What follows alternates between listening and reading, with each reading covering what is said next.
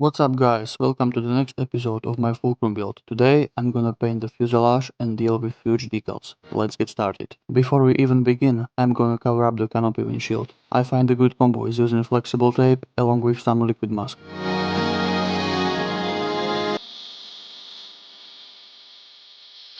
The wheelbase have complex shapes, so it's easier to use poster gum to cover them up rather than using masking tape. I started by giving the model a good wash in soapy water to get rid of any grease from handling. The washing with soap gets rid of finger grease, and the water rinse helps clean up any dust from the panel lines. After that, I applied the first coat using Mr. Surfacer 1500 Black.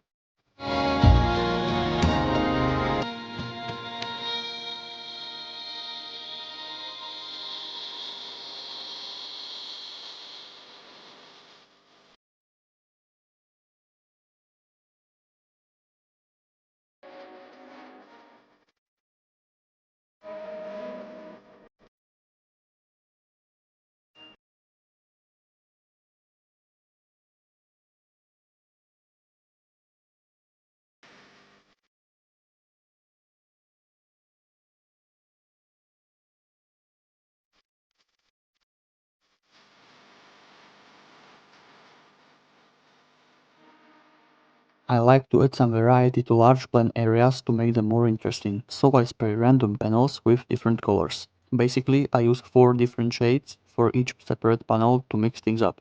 It might look a bit strange at first, but trust me, it's a part of the process. The next layer of paint will bring everything together. This approach also serves as an initial step in giving the model a weathered look. In real life, surfaces naturally age due to weather and crew activity. Each panel ends up with its own unique shade.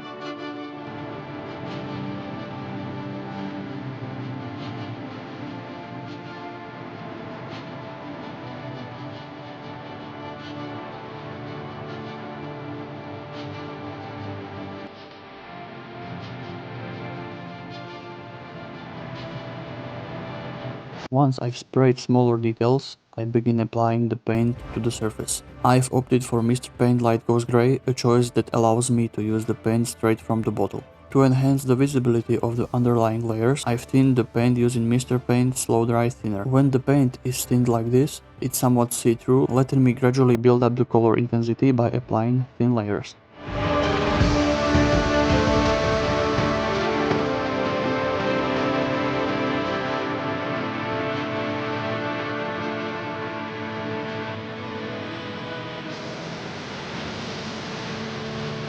I spray a new layer each time, ensuring the surface isn't overly grey. Each panel gets its own unique tone. It's crucial not to go overboard with this process, as too much can undo the progress made in previous steps.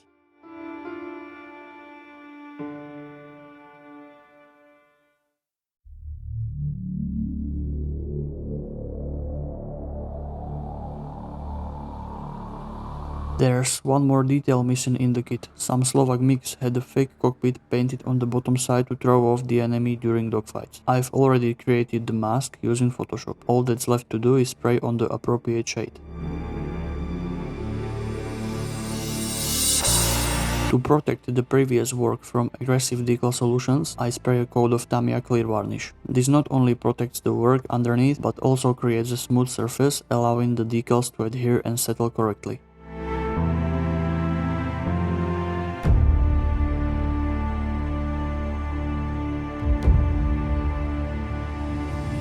Now, things start to get a bit tricky. When it comes to creating a digital camo pattern, you essentially have two choices: masking or using decals. I've heard some not so great things about applying large decals, but I decided to give them a try anyway.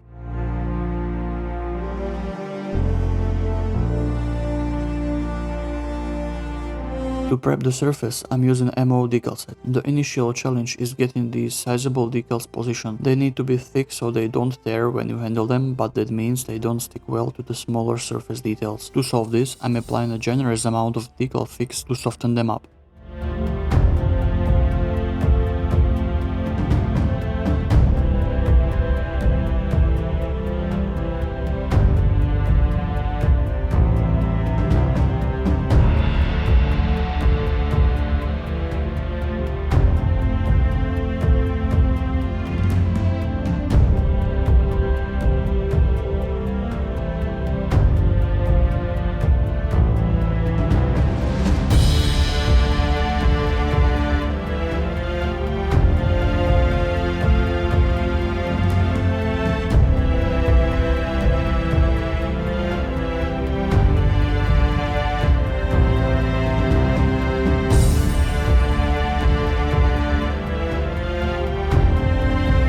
A few panel lines and rivets were covered by the decals. To address this, I'm using a sharp hobby knife and a scribing needle to carefully fix the problem.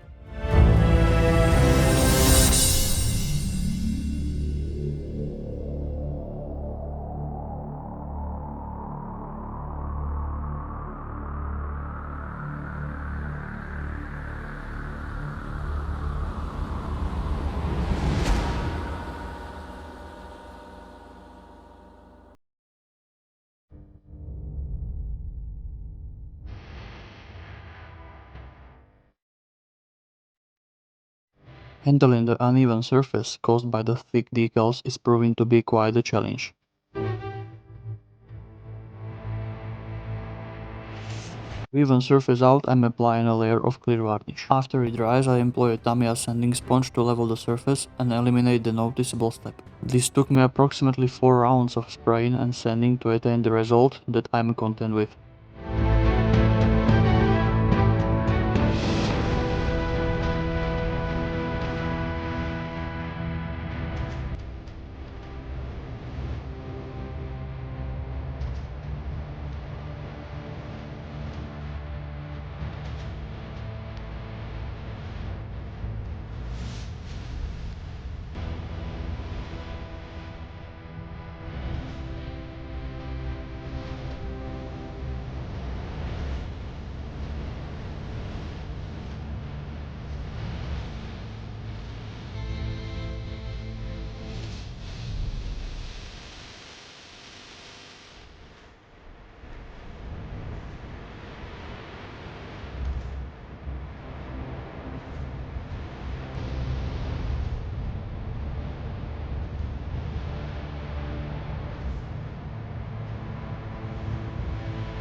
Decals look too uniform for my liking. I'm spraying lighter shades over them using a cloud-like pattern to break up the surface. Once that's done, I apply another layer of clear varnish.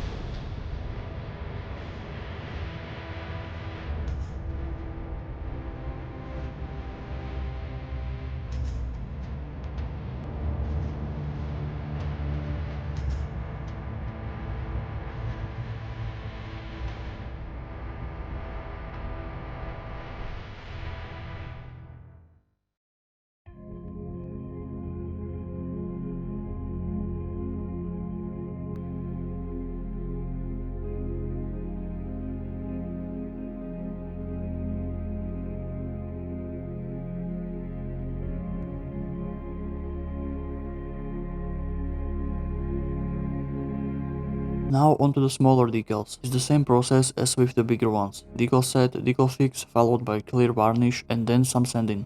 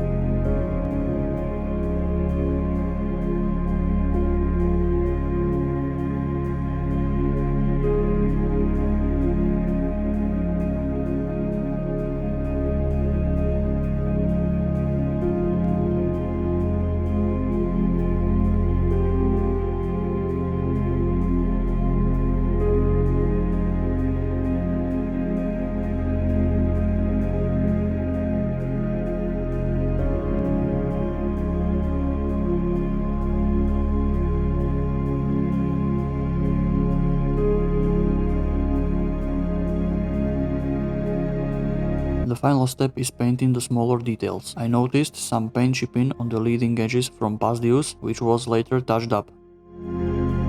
Looking at reference pictures, this touch-up appears to be slightly darker shade compared to the rest of the surface. I've chosen dark ghost grey to match this shade.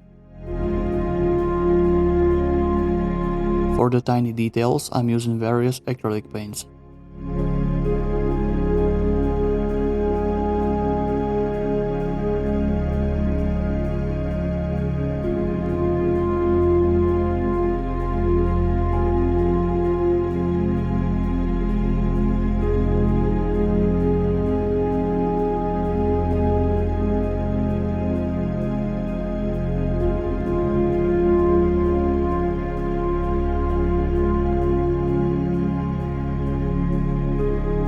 To create the position lights, I start with a silver base and then layer on clear red and green.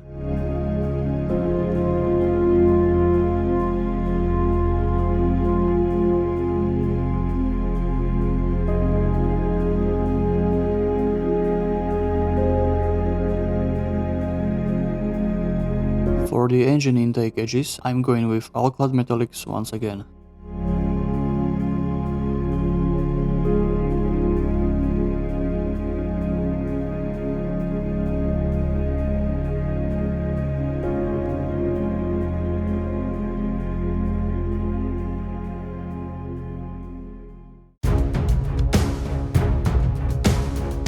So we are at the end. Working with those large decals was quite an interesting experience. I've learned my lesson and will opt for mask when making digital camo in the future. This whole process took a lot of time and effort.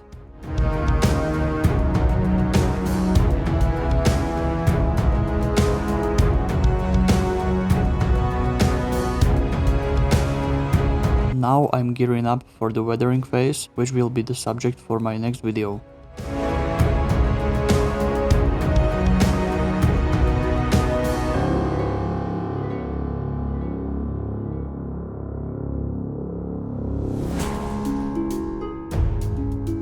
Guys, thank you for watching and don't forget to support my work by subscribing, leaving a like or a comment below. See you next time.